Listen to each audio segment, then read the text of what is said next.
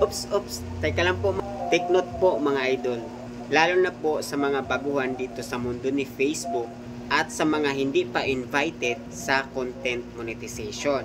Dahil sa bagong update po ni Facebook ngayong August 31, 2025 ay mawawalan na po ng earning ang tatlong individual monetization tools tulad po ni in-stream ads, ads on reels at ni bonuses. Kaya po mga idol, pag hindi ka pa po invited sa content monetization ay dapat iwasan mo ito.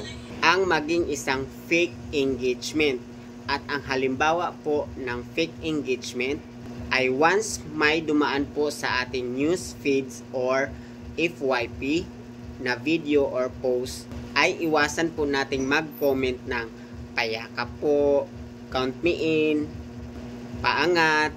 Yan po mga idol, dapat iwasan po natin yung mga ganyang fake comment dahil hindi po talaga tayo ma-invite sa content monetization. Dapat po mga idol, ang i-comment lang po natin ay related lang po ayon sa video na dumaan sa ating news feeds. So mga idol, para po ma-invited na po tayo, dapat iwasan po natin ang fake comments. So yun lang po mga idol. Sana nakatulong. Bye bye!